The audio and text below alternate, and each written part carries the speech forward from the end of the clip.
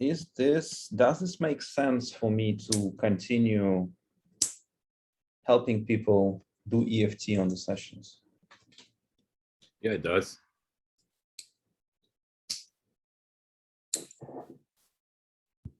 Because there are some diamonds in the rough. And I think that's where they're hanging out. Diamonds in the rough, what is it trying to say? Yeah, well, let's say those 2,000 members on Never Split the Difference page. I would say you would find a higher concentration of diamonds in there than in most groups. You would expect, someone that takes negotiations would have the sense to want to learn more about it and want to know how other people are applying it and what other components are there to it. Then it should just be like, well, okay, it seems like breathing, physiological control are a necessity. Well, who knows about that? Probably not many. And if you got one in the group, even better. At least they can scroll down, maybe once a week, bi-weekly. At least it's there. Okay, thank you for that. Yeah, I think it makes sense. It's just the attendance there, or the response is quite good. Like people actually, like last time I tried this events approach, just like Amber is doing, and had like 8 people responded. And that's a common theme that happened 3 times. Like 18 people responded. They're saying that they're coming to event, and then they will not come to the session. That happens with 50% of my one-on-one. Oh, really? Sessions. Okay. Yeah, and it only begs the question, and this is like from Buddhist program I did, $500, 8-week course, and mostly people there for back pain problems and all this. Mindfulness was for sales. That's what I was there, and a few other folks, and I guess I don't even know how to put in.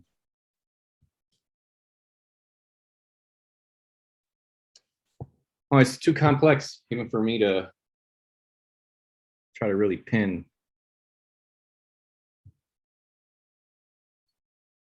I don't know words for that one. Never mind. But let me ask you this: like, whenever we're doing it before the session each Monday, how useful do you think that is for people that come into the sessions, the practice sessions?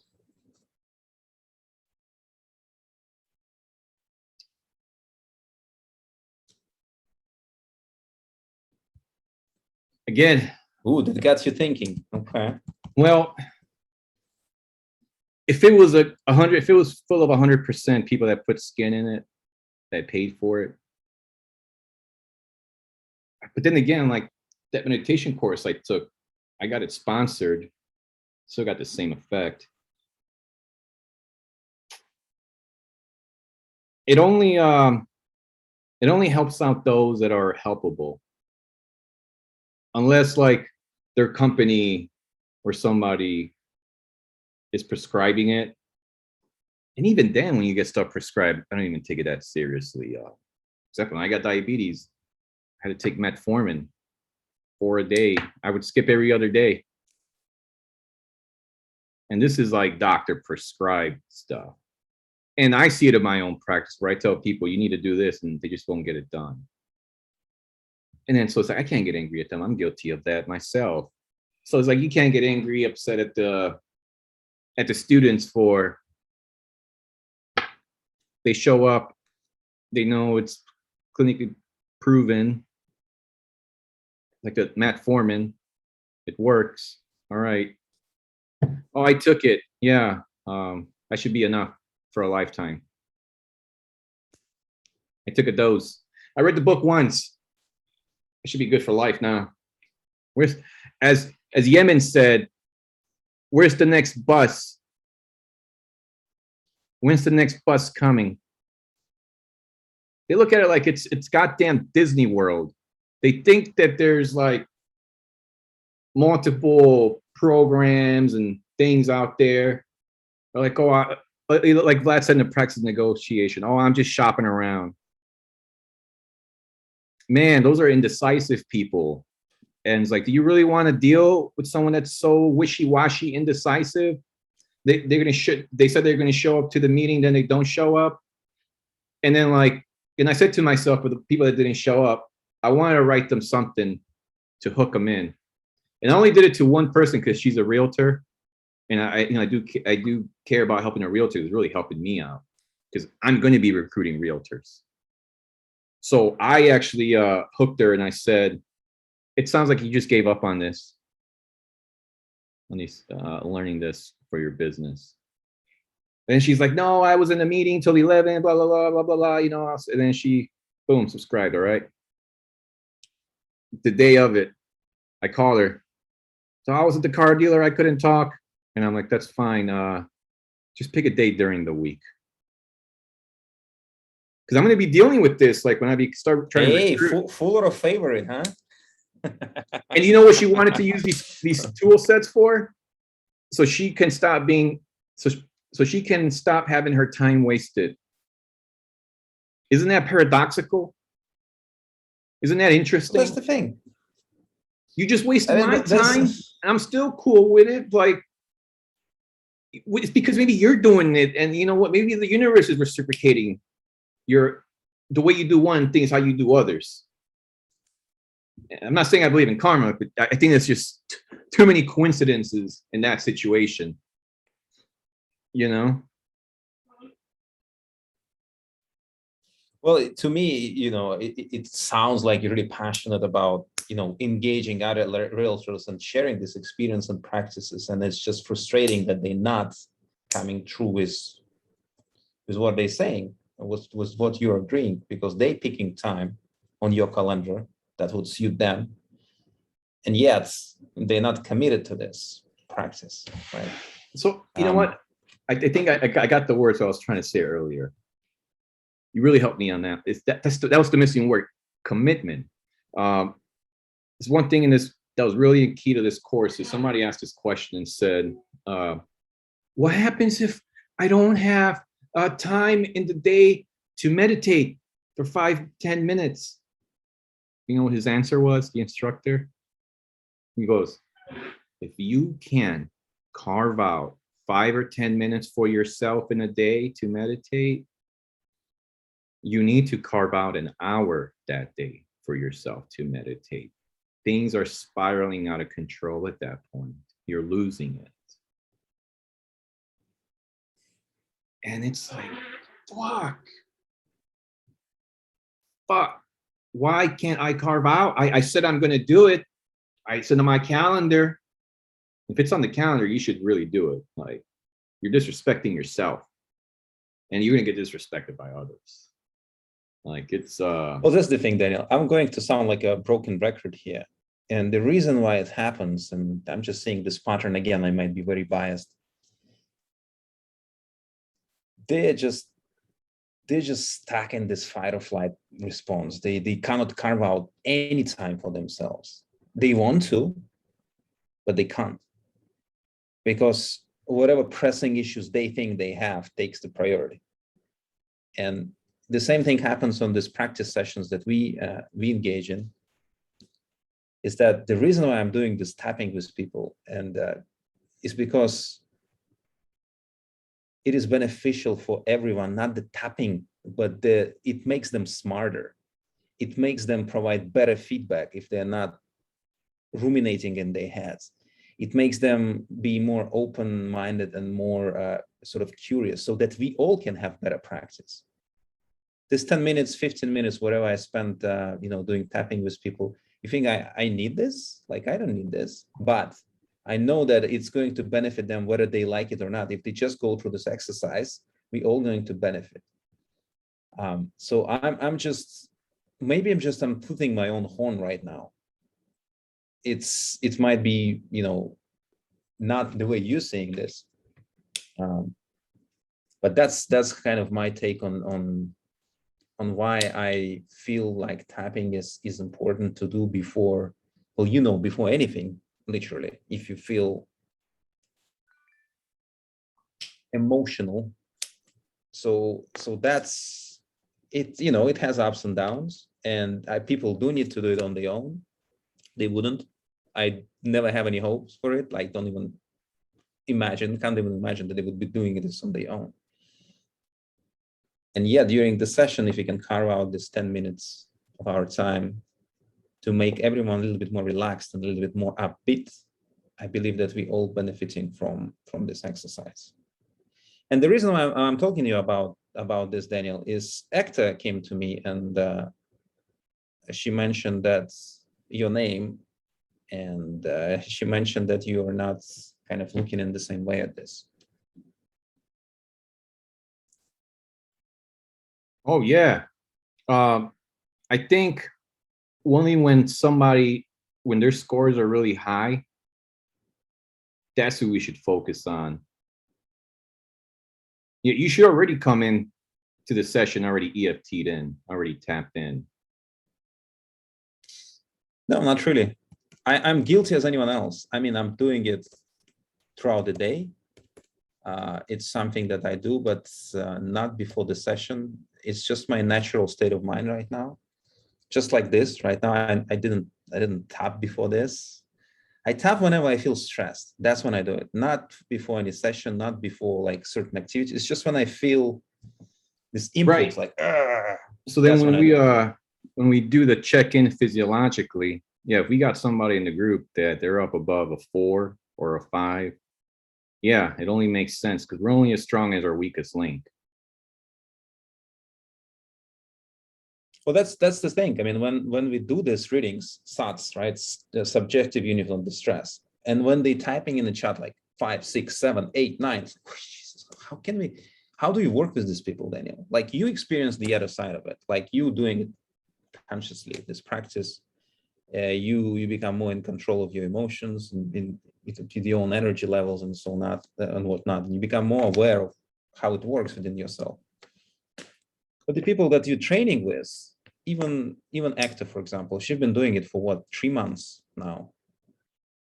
It's going to be a long journey for her before she will come to the position of neutrality. Most of the conversation that you hear from her that we both commenting on in the private chat is coming from the anger or fear. You cannot become rational, you cannot become intelligent, or you cannot educate people if you are in the fear or anger. That's just not how education works. Even when we getting this feedback, notice how it's conveyed. You guys, you're not doing this. You guys. It is guilting people, right? Am I wrong? Yep. Didn't we? Who said it once? What's his name? The lawyer guy. Nicola. Yeah, I think after a practice session, he goes, "Hey, are we essentially guilt tripping people?" It's like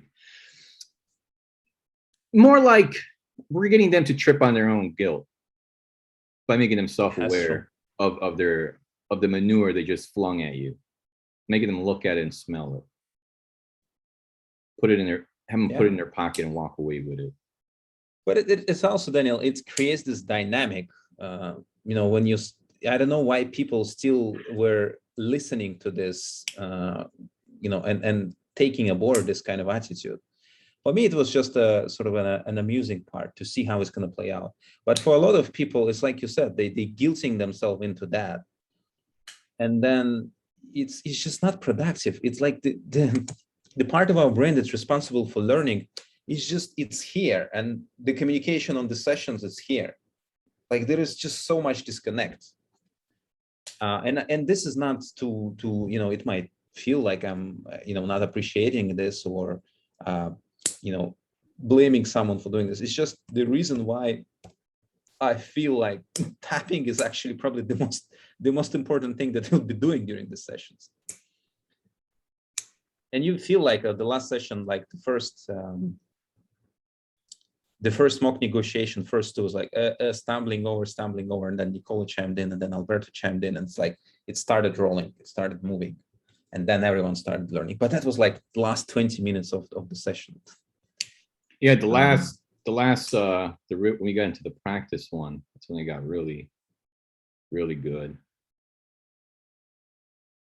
So yeah, anyway, Daniel, I mean, here's the thing. I'll tell you, a lot of those folks that are in there that I personally practice, the reason they know about EFT is because of me. Like, they're like, dude, how do you stay so cool? And I told them, you don't know about EFT? Like, no. Oh, how about Wim breathing? Do you breathe during negotiation, or you just, whenever you can talk, you're like, is it purposeful breathing? It's the real question. And how do you even get to that stage of purposeful breathing? It's like, you got to know your body. You know, a lot of them, yeah, they're like, oh yeah, we did notice that, you know, this is my favorite posture right here. But yeah, I can slow it down right here. Or if I want to go a little more incognito, is this one down here. But yeah, that's like that's bare minimum right there, EFT. You know, you essentially do the whole sequence. Yeah, anything, I mean, there really isn't that many things for physiological emotional control. As far as being as practical, what you can do what the Buddhists do, where it's called a self-hug, left hand here, the right hand on the stomach. You're gonna be on a negotiation situation like this, hugging yourself to soothe yourself. You know, like when you do this, Jenny caught my boss doing EFT. That's why she jumped in on the session. She's like, I think he was doing it because during the meeting he was like this when he was presenting. After he was presenting, he stopped, and I was like, was meditation, did it seem like more dense and effective than the other ones? And she was like, yeah, like his was very like it was very good. Like he didn't get sidetracked or nothing. And I was like, yeah, I wonder if, because he's the one that told us about never split the difference. So then I was like, yeah, I wonder if he's doing EFT and he's like, you know what, the folks here, I mentioned the book and no one really read it. So what's the point of even mentioning other stuff? Like, yeah. You know, the funny thing is with EFT and the way to use it, and that's why I keep talking about emotional empathy, is that when you calm people down, they become more receptive and open to your ideas. So when you do tapping with someone, even if you see a guy is tapping on himself and soothing himself down, now you know that you're going to have a better chances of conveying your message, and it's going to land in a better way. So that, and I better not small talk with him.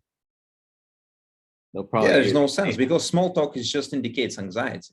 Yeah, he's just gonna be like, just spit it out. Like, what is it? You know, but probably wouldn't. Small talk probably wouldn't do anything good. Yeah, so you know, that's what I'm saying. Again, Daniel, like again, Ekta mentioned your name, and she said a few words that you had some comments about the tapping during the session. So let me know if you find it not useful, or you feel like you're being annoyed by this thing. I'd rather hear it from you, honestly, than from Ekta's side. You know what? Well, I guess I'm honored that she put my name out there. It made it seem like it was a survey.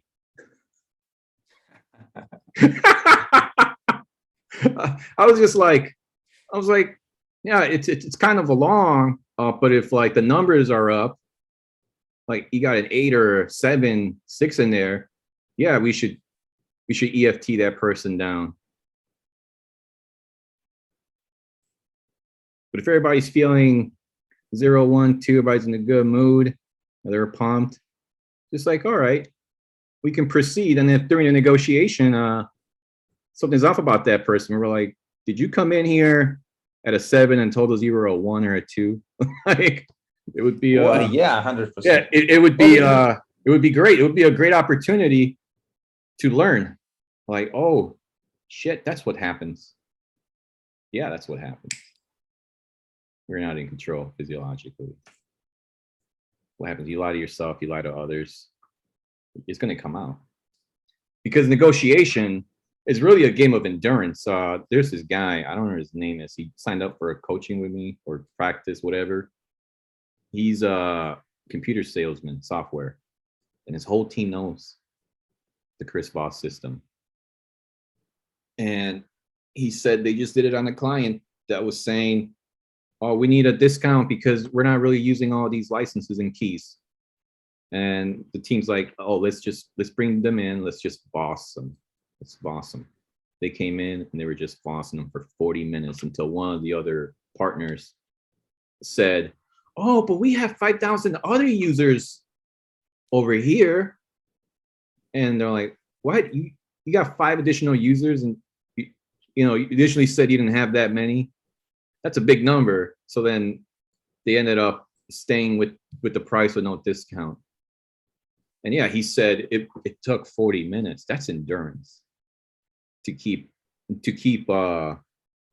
labeling, to keep listening, to keep mirroring, paraphrasing, dynamic silence, calibrated questions. It takes a lot of stamina and you have to be there. But yeah, when you're thinking about other stuff, daydreaming, because you're bored in the moment, yeah, you're not gonna have a high impact. That's why I really like the name high impact communication. Because man, you just want to go in there, hit hard and leave. If there's any meeting I hate the most is the one where you're not even required to be there. I am not fucking showing up. If you can get started without me, I'm not there. Send me the notes. It's just, you got to value the time differently. Employers don't do it. And then so they disrespect your time. So then you disrespect your time. And now you sign up to one-on-one practice with this guy that's been doing negotiations. And you're like, oh, I'm going to disrespect his time because my time gets disrespected. It's like, all right, I'm going to try once. I tried twice. That's it. No more trying. This is from Chris Voss again, that they found out how to shorten time with clients that are, making you look like a fool instead of a favorite. If you got to contact them more than 2-3 times, you're the fool. Stop it. I know my broker's like, you got to call 7. I'm like, fuck that. They're not picking up second or third. I'm saving my time. I'm going somewhere else. There is the part of this that works quite well, and I think I mentioned to you before from the marketing standpoint, is that you should not be wasting your time making all these phone calls and hoping for the reply. The whole system, modern system that I've been working on with developers here before it's all gone down the drain, is that you automate all of this. It feels like you outreaching to them. It feels like you're calling them. But in nothing, what you're doing, you're sipping martini on the beach and you're waiting for that message from them saying, I'm in. And that's when you start the conversation. So it's kind of like, yes, you shouldn't be wasting your personal time doing all these phone calls when something or someone else can do this for you. So that's when you're running a business rather than being a freelancer or, just another real estate guy trying to get the sale. And that is a breach. There is a gap to breach. And I think you're going through this too, or going to go through this soon if you want to start your own business, is that you're going to have to create a system as an entrepreneur, as a CEO of your company. The whole job of a CEO is to create a system so that the employees can run the system. You're not supposed to be managing your systems at all. You're supposed to be creating them and outsourcing. Tweaking the system, if anything. Yeah, and even that goes, outsourced to the whole priority as a CEO is taking care of people who run those systems, right? And that's yeah. And so that's kind of a challenge here that a lot of CEOs don't understand, and a lot of companies that I worked with, they all trying to work in their business, and by doing that, they miss what's happening, on the level of business. And I've seen it done in small companies, and the medium-sized companies didn't have chance to work with the bigger sized organizations. But when I had a chance to work with the company, they had like 50 employees, marketing department, sales department. I sit down with them, start asking them questions. Oh my God, it was a mess. Oh, it's such a mess. And I was just surprised how it all works together. Lack of leadership, lack of communication. Communication is the big issue in organizations. Huge, huge. Well, yeah, people aren't leaving jobs because of the work anymore. They're leaving jobs because of their boss. 80% of the time, if not more. And that's, and I'll tell you, and that's why maybe, I was telling you, maybe that's why I got paranoid about your smile being fake. And I said, maybe it's me being paranoid because the boss that I dislike the most, he gives fake smiles, and everybody knows, everybody jokes around. Oh, you give you one of those fake smiles. And it's just like, that's not a fake man, smile, just is like just showing the teeth. Just like I don't know what it is, just like it rubs people wrong. And that's why I'm like, and I'm always subconsciously looking out for fake smiles now. Like a lot of people left this boss, have left this boss, believe it or not the position. So yeah, leadership. And you know what? He's too much in the operations. Finally letting go. They're hiring people to take over. But yeah, that's crucial. I know when I'm CEO, I'm going to be thinking of not creating the operation, but not being the operator, creating the system. And then I'm going to think of, well, what's the next level? Would be a broker, finding agents to recruit. I'm going to outsource that. I'm going to hire a broker to manage that. Yeah, that's like, what's the next move? And can you find somebody to take care of that? So that way you can go above that, which would be, oh, I got to start looking at other management real estate companies to acquire. That would be the pinnacle role. That's way down the line. I mean, there is so many things. You got to get there ASAP. My goal is to get to that mode like as soon as possible, within years, not decades. Yeah. It was, Warren Buffett said it best to his driver.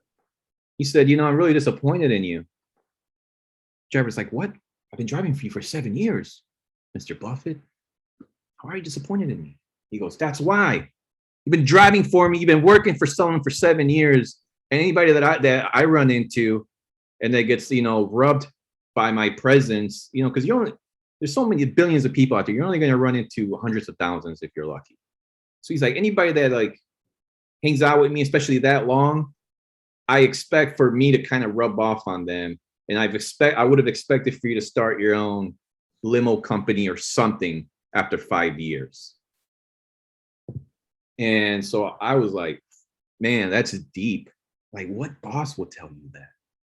Shit, that's the real deal right there. That's abundant thinking right there. Telling an employee, I expect you to be on your own, doing your own business or competing against me, like I failed you. Failed, as an individual that inspires and motivates. I failed as a leader. And I was like, that's accountability. That's deep. Right. That is deep, deep, deep. And so I'm like, I've been in real estate for a decade. If Warren Buffett was my boss, what would he tell me? Fuck, Dan, I'm disappointed in you. I've been doing real estate for 10 years. You know the ins and outs. And you're still a realtor working for peanuts. You're fishing with a fishing line instead of a net.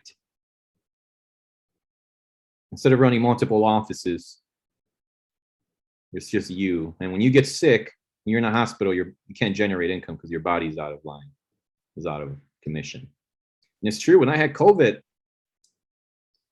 I couldn't think. So if I couldn't think, I couldn't negotiate. And if I couldn't negotiate, I couldn't get deals together. It was terrible. And I had brain fog for like 2-3 months. And I still got top producer award. That's how strong these tools are. Even with foggy brain, like if you would have given me what Minson does from Harvard thing when I had COVID with half a fucking brain, and he would have came and said, yeah, Harvard negotiations, you know, here's all this stuff and learn, here's 3 sheets. I'd have been like, dude, I got brain fog. I need strong stuff that's easy to remember. I can apply on the move and I can count that it's going to work every time. And that's why we're labels, accusation audits, dynamic silence. We're just like the basics, but it was enough to close deals back to back to back to back without even leaving the house. Jenny was like, how the fuck are you closing deals on the phone? You haven't left the house once. And I'm like, I'm persuading people to look at the photos and then to for me to send them a link and for them to trust me to apply without seeing me or without seeing the apartment. And then they're going to trust me to wire money and sign a lease digitally. And then they're going to trust me that the keys are going to be at the office when they show up. She's like, no way people are trusting. No way. I'm like, yeah, they're look, here the deals are closed. I've never met these people. I never showed them the property. You know, like it was all just with my mouthpiece and basic tools. So that's why I put that comment. I'm like, anger. I get angry that this stuff is out there. There's this community here and nobody wants to practice the tools. Like, what is it? Oh, it's because you sound pushy. No, it's because you're being a little bitch. That's why. You see, the thing is, Daniel, this is where your communication breaks down. You get triggered. Oh, when man. She said you sound pushy. Ah, it's beautiful. Yeah, I love it. I love it. You know what? And there isn't many people like me out there. I'll be honest. There isn't many. No, you're and people should take advantage of that, because the ones that are out there and you run into them, you're gonna feel bitter. You're gonna feel bitter. Why do I feel bitter? I'm like, yeah, because you ran into an alpha, a steamroller, and you didn't know how to handle one because there was an opportunity for you to practice with one. And watch how easy it is to beat an assertive. They're like the easiest to beat in a negotiation. You just let them ramble and they fall on their own sword. Chris From my side, it happens the same way. Someone comes to me, oh my God, I had this terrible situation with my boss. I'm worried for 2 days how I'm gonna, approach him. I have to discuss this thing. So, well, let's walk through this negotiation. Let's disarm these triggers and sort you out. So we go through the EFT. I give the tips. I coach the person. The conversation needs to happen on Monday. It was, I think, Saturday. So we've gone through the EFT, all the coaching. On Monday, no, they're not coming back to me. Tuesday, they're not coming back to me. Wednesday, I'm sending a message. How did it go? I'm curious to find out if it helped. And the person's like, yeah, well, the conversation was just fine. I mean, there was no like it's just went well. It's all fine. Yeah, well, whatever. I was like, dude, on Saturday you came to me, your ass was stressed out, like you literally, I was almost pulling your hair off. Didn't know how to approach the conversation. Didn't know, if you can even present or deliver your speech because you were so tense. And then on Wednesday, you after we've gone through coaching, after we released this anxiety, tension, stress, worry. You're saying that it's all went naturally, it's all went fine, and you cannot attribute any of this to the session that the coaching that we've done together. So working with EFT could be a frustrating thing too. Like if I'm not showing the recording to people, that's what they were feeling before and after, they just tuck it under the rack, and they just don't remember this. Like, yeah, it's all fine. Oh, yeah. The negotiation went great. It was fine. The boss was calm. No, dude, you were calm. You didn't let it affect you. Do you remember being stressed about it? Yeah, there was something. For something, you were pulling your hair out. What? And that's the kind of a thing that I have to deal with. I blame the company that I worked at, my first job, McDonald's. Well, I was a drive-through operator. And it's my fucking fault, man. I got people so used to coming up to the window telling me they want 2 cheeseburgers and a drink. Drive up. They drive up, give me your card. Hey, go to the next window. I got you. And they go to the next window within seconds. 30 seconds we had. It was on the timer. Here's your food. Thank you, bye. And it's just like, it got people into that habit of, where's the menu of what you can do for me? Oh, calmness, EFT, negotiations. Whenever I want, is a negotiation. This, that. Okay, let me get one of that, and one of those. All right, your total is it's free today, sir. Somebody paid it forward.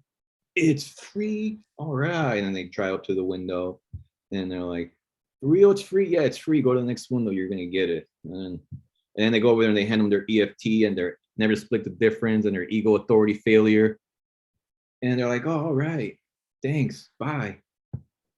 And that's it. And they expect for them just to like eat it. And now it's in like the Matrix. Like I'm just gonna plug it in the back of my head, or it's gonna go right in my stomach, and it's just gonna be here. Like I'm just gonna plug it here. And now when I go into situations, you don't know, man. I read an FBI book. You don't know.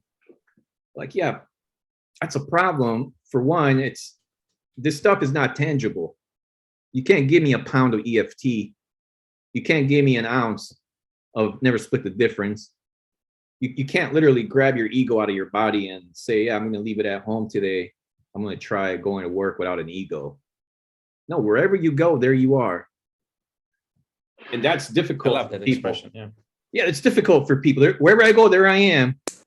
You want me to leave the ego at home? What does the ego look like? Is it round? Is it square? Is it heavy? Is it light? Oh, it's me? I don't get it. All right, well, if the stuff doesn't work, then it's your fault. There aren't many people. There's some out there like, I'll say his name, Shogun.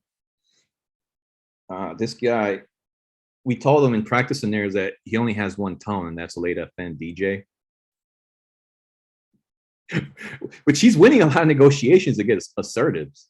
Late FM will win all the time, especially against me, calms me down like a newborn. And so, well, that's a problem though. If that's your only tone, if you're going against an accommodator or an analyst, you want to be able to shift tones, not just be monotone late FM guy. He would be horrible at sales. Yeah, he signed up and he told me, I'm like, hey man, I want to practice your tone shifting, see how you can shift. And he goes, oh, it's going to be better in like 5 weeks. I'm like, what? What do you mean 5 weeks is going to be better? He goes, yeah, I hired a tone instructor, tone coach or something like that. I'm like, dude, that's admirable. I like that. You know, it's not like, I usually say if it's a double down on your good things, triple down on whatever you're good at. I do feel like tonality is a mandatory. If you're not good at it, you better figure it out, because your mouthpiece is going to generate you the wealth. 100%. That's the part of emotional intelligence that I'm preaching, right? It's cadence, tone of voice, micro expressions, and just a general, body language. Where do you put accents in a sentence? Like, for example, how am I supposed to do that? How am I supposed to do that? I don't secret. Tell people because it just sounds ridiculous. I say, you ever heard that Budweiser commercial? Budweiser. Those frogs. Do you remember those Budweiser frogs? Dude, that commercial was on fire in the US. It made Budweiser the company they are because of these frogs. And all it was 3 frogs, and it would go Bud.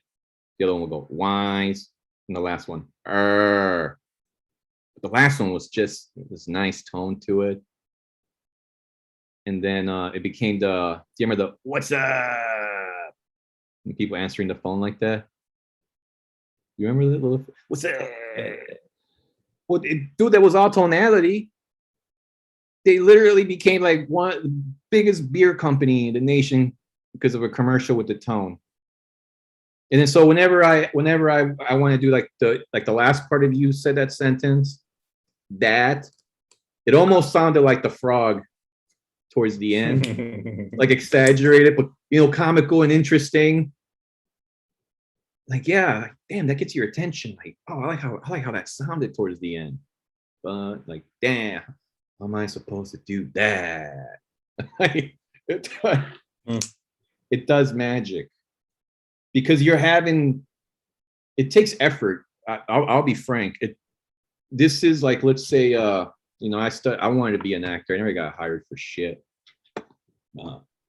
Barino, one of the best real estate coaches, same way. He was an actor in his country, came here, couldn't make it in acting, so he got into real estate and realized he could make a lot more money with his skill set of acting.